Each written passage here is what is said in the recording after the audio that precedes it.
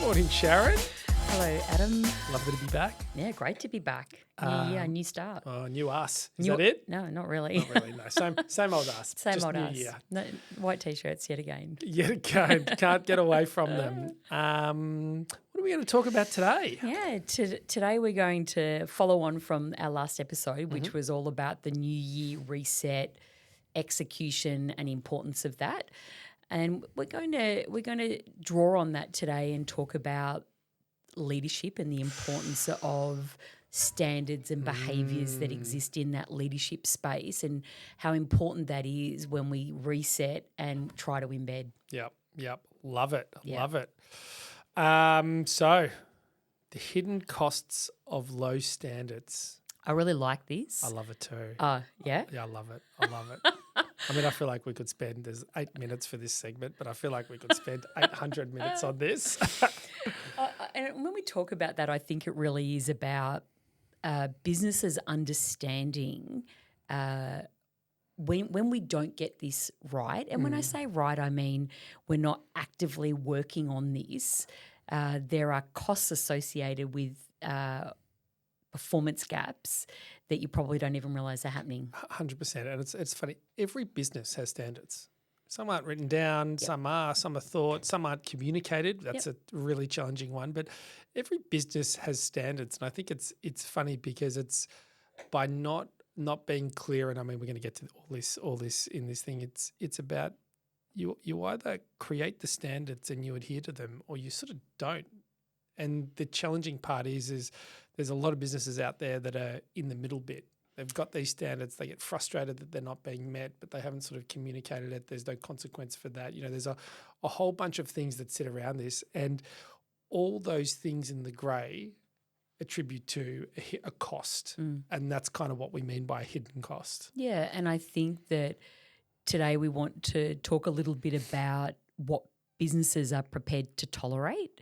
And I really love that word, and I think that there is real ownership around what is okay. Yeah. And, you know, we talked in the last episode about a business owner, you know, owning, I'm not going to tolerate poor performance this year. Love that. And I think it's a really powerful word around what you start to tolerate becomes your norm. And Stu, one of our senior guys, uses this word all the time, and I love it. But I keep actually forgetting what the word is, so he has to remind me when we're out together. He goes, intentionality. It is probably, particularly in this standards, is probably the most or one of the most important things to remember is that if we're going to, we need to intentionally pick a standard, and that needs to align with a whole bunch of different things. But that whole, this standards because they kind of got that way, that's not a standard, right? That's just, you know, that's just the day-to-day, and it sort of levels into whatever. It's, as a business owner and other business owners, it's about setting intentionally the standards that you want the business to deliver to, and that you want your leadership and your staff and a whole bunch of other things. And that has to be a part of an overarching strategy and plan, and that needs to be checked. And I go, it's such an interesting word because a lot of people don't do it that way, and that causes a lot of problems that, I mean, we would come in and fix to start with. But yeah, that intentionality is such a crucial thing, and I can't stress that enough because I never really had a word for that. To be intentional about something. Well, I never sort of thought of it. I never could articulate. I mean, I can't articulate things very well, but you know, that particular, the intentionality is what I've realised is a whole bunch of things that a great way to explain a whole bunch of things that I personally do and we personally do. Yeah, and I think on that we talk about. Well, in the last episode when we talked about that reset and we talked about the business and we talked about the teams within the business, today is really about the teams in a business will often mirror the leadership or what the owner is doing. And again, I think it's probably somewhat underestimated the impact that owners and leaders have in a business. And so that mirroring of behaviour is something that we talk a lot about in terms of owners and business leaders to create awareness. So funny. And I mean, perfect example is a client that we were sort of discussing this morning, and that client, that leader of the business, was late to meetings, and great example. and was super mad when there was a really important meeting and all his staff were late. And it was just, I mean, it's so ironic, right? But, having the difference between the way that leader viewed their time and getting to the meeting versus his expectation of his staff. And I'm like, leader is about being in front and demonstrating. And how do you expect your staff to do that when you can't even do it yourself and set the example? Most powerful thing that you can do is set the example for the staff. Yeah, and it's not surprising when businesses have fundamental gaps around performance, and it is often not what they think it is. I've got a sales issue, and it's like, is it a sales issue? And then you start to sort of unpack that, and that's what we do really well. I mean, in the previous episode, we talk about the why, but why? And we keep digging and digging, and we go, actually, it's not a sales issue. It's an expectation issue around the process or the journey. So, and that's apathy has crept into that process where that behaviour is acceptable, that I'm not going to call a client or a potential lead back for 1 week. Well, actually, that's not a sales problem. That is a people problem as a result of standards not being set. Yep. And, that apathy that creeps in, and that becomes the norm. Yep. I don't need to contact that client for a week or that potential client for a week, when really, actually, there's a 4-hour window there that you have. Yep. So I think that being able to understand that and being able to be aware of the importance of that is a game changer in a business. And we often talk about the game changers. And I think it's probably one of the hardest parts of running and owning a business is, and I say getting it right, it's making progress in this space. And as business owners, there are a whole bunch of things that we do that people don't see that take a lot of time. But when you sort of come back to it, and we, leadership and setting expectations and standards right, get a couple of them right and get them really right. Yeah. And some are way more important. I mean, I know we talked about prioritization but some are way more important than others. They're all important, but some, maybe a better way to describe that is, some have much more effect than others, and getting those ones right, super crucial, and all businesses should get them right. And I mean, again, I'm going to keep using this word because don't use intentionality, because that's my word. No, that's your word. That's actually Stu's word that I stole from him. This whole consistency. Oh, yeah, for sure. If that's the one thing that a leader got right and they consistently followed through, that would change. Yeah. I mean, that one amazing thing alone. So, and I think and again, a lot of years of experience, a lot of leading teams, a lot of times in my early career being led by others, that consistency piece is what creates a standard. Yep. If you can follow through and do what you say you're going to do, then people lift to that. So funny.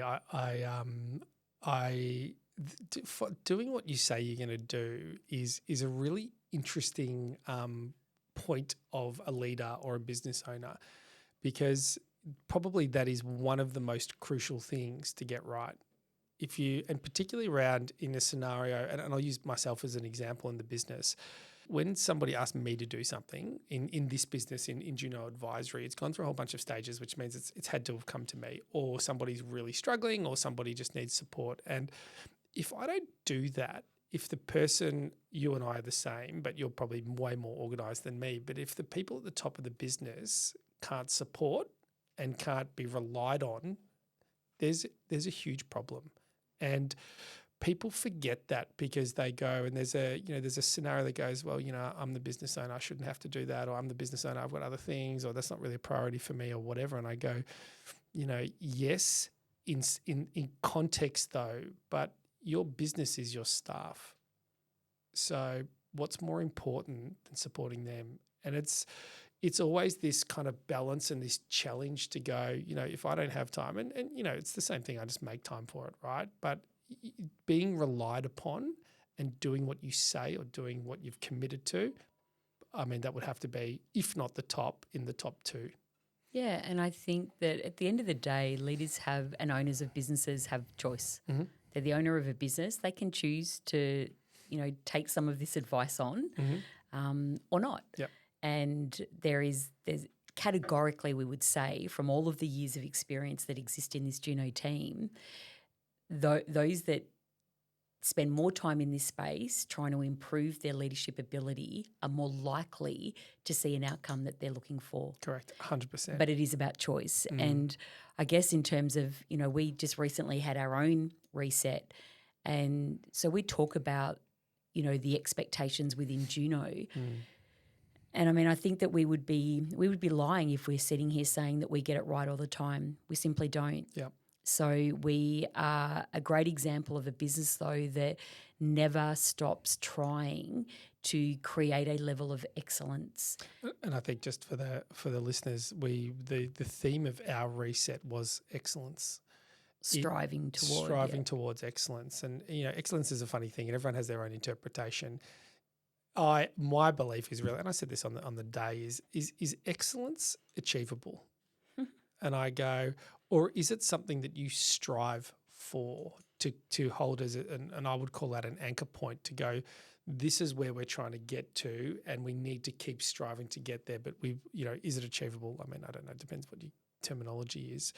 But it was a great sort of scenario to go back and look, is that good or is that excellent? And what would it take for us to get to the next stage of getting towards that excellence and running that through our operation of the business? It's, it was an incredibly powerful kind of session from my perspective anyway. Yeah, and I think what it proved is that we had some robust, honest conversations. They weren't all easy, even within our own team. Mm-hmm.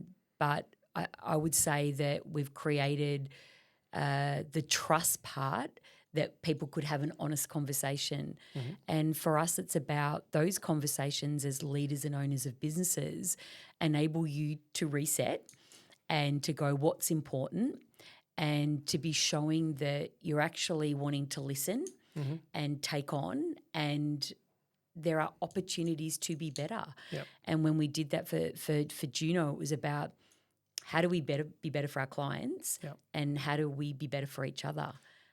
And the merry-go-round of that is, if we're better for each other, we're better for our clients. And if we're better for our clients, we're better for each other. And that whole concept of excellence is what it is. And I suppose really what is that? There is a, and everyone knows my feelings towards values and stuff like that, but I feel like I'm after nearly 42 years, I'm coming around. But I go, the standards, what is, and we, open and honestly, we say what's acceptable and what's unacceptable, and what are the consequences for our standards, our internal standards not being met, not just by the staff, but by the business and by the leaders of the business, which is you and me. So, we talk, and I feel like we talk about a lot of these robust conversations that we have with our clients, but maybe what people don't really know is we have the same, if not more robust conversations. And you and I are a perfect example. We've had some pretty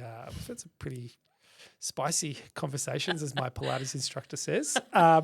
We have some pretty spicy conversations, but I suppose what we talk about is there's a level of trust and respect there that means that we can have some pretty challenging conversations with either ourselves or with the staff. But the reality is that we can all move forward, and that is to better the business and therefore better ourselves and therefore better the clients, because that's what that is. And I think out of this sort of excellence came some maybe some redefinition of some of the standards with ourselves, also with our clients. Yeah. And I think that's a big sort of step is starting to put or starting to probably communicate and articulate more standards with our clients, with our expectations of them. And that's not to mean that we expect our clients to do things, but it's to say we have an expectation for our clients to X, Y, and Z if they are committed and prepared to achieve the goals that they've told us that they want.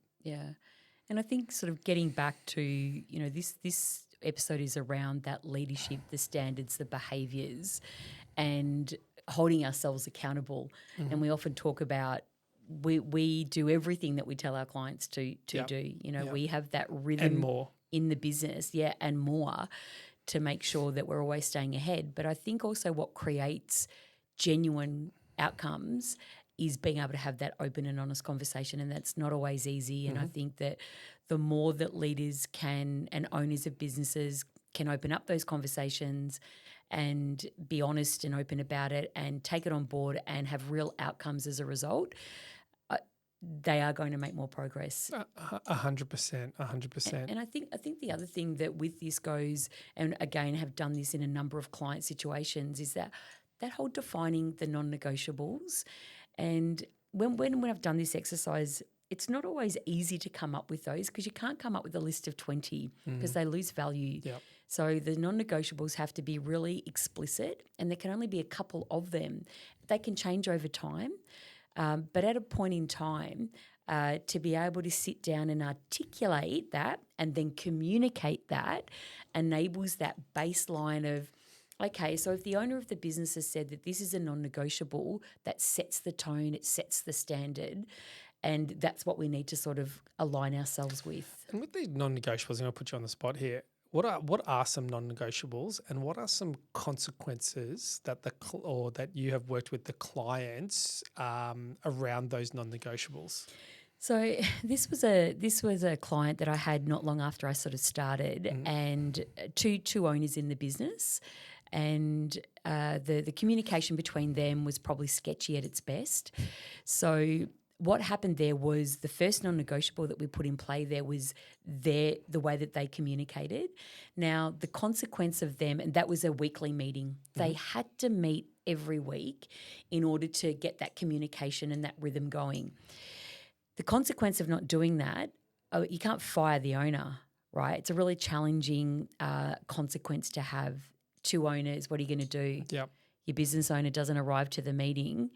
You're going to sack your business owner, your business partner. That's a much more challenging outcome. But what we found with that was the more consistent we got at it, the more that I held them accountable to that, the more that became the norm. So, which is quite different to an owner setting a non-negotiable with an owner with its team. Yep. So we go, okay, another non-negotiable was around, and I'll use a recent example of, you have to record time. This has now got to a point in that business that, and we've just done the reset, we've just done these are the priorities.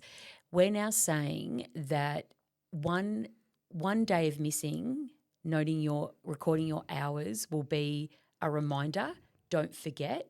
The second time will be a written warning, and the third time will be the second and the third, and then, read between the lines on what's going to happen here, because that business has now put on the importance of what that does in terms of profitability on a job, looking at monitoring, measuring. That is their number one priority, and the consequence to not doing that has now become real. So funny. I had and I was thinking about this when I was driving in. We had one of my first clients that I had quite a long time ago, and one of the big things was trying to get them all to a senior leadership team meeting. So we selected sort of 8 staff members, and the tardiness of rocking up, and I'm like, and this is such an old school measure, but it still works. Is we just lock the door. Oh, you can't come in. Can't come in. Yeah. And it was so funny because the first time, and I said it to them, but I feel like people just, and that was a slightly different scenario. I was actually running the senior leadership team meeting, which we sometimes do for a period of time to get it all structured. And it was just so funny. I said one day, and no, I don't think anyone really believed that would happen, because that's the norm. The norm, right? It's okay, we'll get there. And, if I'm 15 minutes late, it's fine, whatever. And I just remember we had 2 people in the first one. And to be fair, they were only there because, they had stuff to do before anyway. And they'd knock on, you'd hear the ch-ch-ch-ch, and they'd knock on the door, and I'd go up and I'd go, mate, you're too late. Close the door. Next, we got 7 out of 8 in the next one. And it's so funny because it was, there was a little bit of FOMO involved. And it was about, what ended up happening was people were coming because they didn't want to not be there, not because they wanted to be there, But that's okay because at least that they were there, and then we kind of grew that senior leadership team to a point that I would say that is and still is one of the best senior leadership team meetings I've ever seen. Everyone's on time, everyone's early, everyone presents all their information, and just that little it's not a traditional consequence, but it sort of is you go, that was made the priority of the business, and we had very few priorities back then, and one of them is you got to be at this meeting, you got to be earlier on time. Yeah. And if you're not, you don't get the privilege of being in that meeting as a senior leader. Yeah. Hugely powerful. And I think when we always, when we're advising clients, there's multiple ways to get the Correct. Outcome that you're looking for. So often I will present, we could do this, we could do this, we could try this. Mm-hmm. And often, I could be quite brutal, right? Because I want to get the result, and I'm always, that's what I want for the business. So, and I understand that I've got a very direct nature, and that doesn't always suit the situation. So we always present multiple, this is how we could do it. And often the one that's a bit more brutal like that, you can't come in if you're not here on time. I love it, right? The business owner will often say, oh, but what's going to happen? Yeah. And I'm like, well, what's the worst thing that can happen? You lose people that don't want to be there anyway. Yeah. Yeah, okay, that could be that's a short-term issue. Yeah. I said, but what I often say, and again, I almost guarantee this because 30 years of experience I can do that. I will say you'll only need to do it once. Oh, couldn't agree more. Because once you set a quite brutal standard, and we're talking about standards and behaviours and what becomes the norm, don't think you're going to have to do this time and time again. You won't. Yep. You'll do it once, you might do it twice, and then what happens is people step up or they self-select out. 100%. I mean, that's a great outcome. I think it's a great, and I think that the fear of what might happen. Yeah, and I get, and that there's, we've been through the same things, right? But we go, the fear of what might happen, and I go, you can't not make a great business decision on the fear of what might happen. You need to be confident in that the business can deliver on whatever consequence may come from that. Yeah. I suppose another question of mine is, and we hear this a lot. I know I'm not a great leader. I've been told I'm not a great leader, or there's probably when we come in, it's probably there's a lot of development for you as a leader. Is leadership able to be taught? I suppose is one question. And is there a scenario in a business, if somebody has really identified the owner of the business and the business is big enough, is there a scenario that goes, you know what, if you step out as the leader of the business and we bring someone in who's an excellent leader, your business will be far better off? So there's two questions there. So the first one, can you be taught leadership skills? Is that your question? Yeah. Yes, you can. I think that there is an innate ability in some that they're natural leaders. Yeah. They probably don't need as much development in that space. But again, from my own experiences and the leadership training and development that I've done over the years on myself and with teams, I've seen some great people that are not natural leaders become excellent leaders. They're dedicated. They want to learn. They're prepared to put the hard work in. Does it come as naturally? No, but it doesn't mean that they're any less of a leader. So, but it takes it's harder work. And I mean, that's like anything. Are you a natural sports person or not? Great hand-eye coordination. You might only need 3 training sessions and you nail it. Someone needs 12, but they end up being similar footy players or whatever it might be. So I go, can it be taught? Yes. Is there innate ability in some? Yes. Mm-hmm. The second question, are you better to bring in a leader if you're not a good leader? Was that the question? Yeah. I mean, I can use a current client example where we are having some really honest conversations around that exact question. And yes, I do believe that there are some businesses that would have, and I'm going to use an example and say, if your ultimate goal is to be the most profitable business that you can be, and you're a really shit leader, and there is an opportunity to bring somebody in that is way better and more experienced than you, and as a shareholder, you're going to be better off, 100%. that is an option and a really good one. Yeah, and I suppose so just watch out because when I replace you, correct. oh, I'm already halfway through that recruitment. But yes, the answer, my belief, my perspective, yeah. And I think it's the other probably funny thing about leadership is the incorrect nature of a good leader keeps everyone happy. I think there is or pacifies or there's a scenario that leadership is equally as supportive and helping as it is talking about the not as nice natures of leadership, which is the setting the standards and the consequences. And some of the businesses that we come into, they're great people. Yeah. And they behave and their leadership style is in a way to be loved by their staff. Yeah. So challenging. Yep. So challenging because and we talk about the standards and the leadership and the expectations, they're not really set because it's like, I want to do this. Yeah, sure, you can do that. But then that has a cascading effect onto other things in the business. And you go, leadership isn't always about saying yes or always about saying no. It's about setting a really clear expectation, communicating that, and driving a team towards an outcome. And that has some supportive mechanisms and some yeses in that, but it also has some no's, and that doesn't really set our expectation. And I think that's something that particularly businesses, so we see businesses sort of that 5 million turnover trying to get to 10.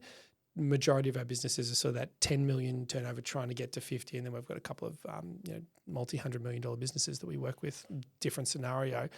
That sort of 5 trying to get to 10, I would say a lot of those leaders are at that sort of cash flow because they haven't been definitive enough or they've been too nice. And nice, I don't mean you can be a great leader and you can be nice, but you can also be supportive and help your staff grow with that, as opposed to just saying yes to everything. And I think, when you look at your own leadership style and, when I left a business that I was in for a very long time, and we often talk about that in terms of, what was I as a leader? And, leadership evolves and we all evolve with that. And I would say that we are forever learning in that space. It's not something that we nail and we never have to think about again. But what the most consistent feedback that I ever got about my own leadership style was I always knew where I stood. Mm. And so when we come back to setting clear expectations and articulating what I needed, so always knew where they stood. There was no misunderstanding. And I think when I get back to that clarity piece, it's a gift that you can give your team, right? So clarity, setting the expectation, always knew where you stood. Firm but fair. I don't think anyone would have said that there wasn't that firmness in the approach, but also could always have a laugh and have some fun. And I think when those elements are combined, there is a great foundation for a great leader where you are respected, but you're not necessarily everyone's best friend. Yep. Yeah, totally agree. And I think just sort of when we're talking about the standards and the behaviours of leaders and owners and the impact that it has on the business. And when we talk about the last episode, the reset and embedding and executing on that, what we're really saying today is that leaders and owners that spend time in this space are more likely to be able to see that reset through and embed in their business. Yeah. Which is the whole point, right, to the growth sort of scenario. Yeah. And again, I mean, I think that, in wrapping up, because we can probably wrap up now, probably said enough. Talked enough. Sometimes I feel like we go, oh my God, that sounds too hard. I think you said this before. Yeah. And I go, it doesn't have to be hard. It has to be consistent. Correct. And if I was to leave anyone with anything, it would be to say, the more consistent you are.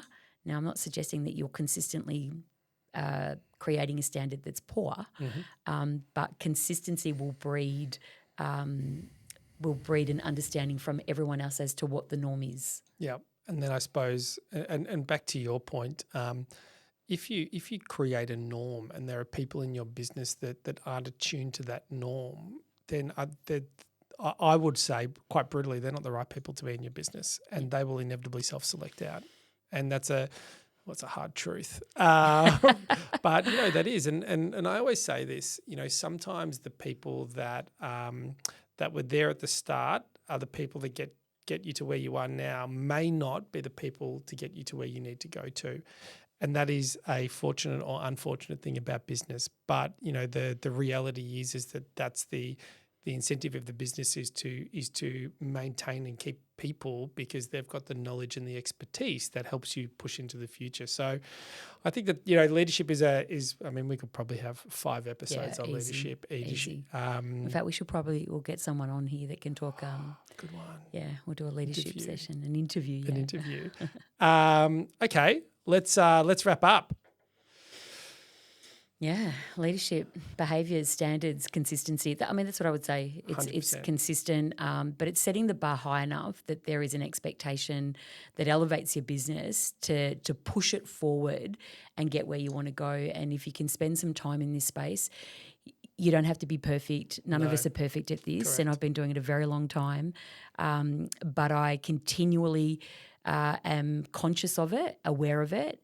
And I say to every business owner out there, you have to make progress in this space. Correct. And I think my comment is don't overcomplicate it. Yeah, keep 2 it or 3 simple. things, keep it simple, but do those things really well.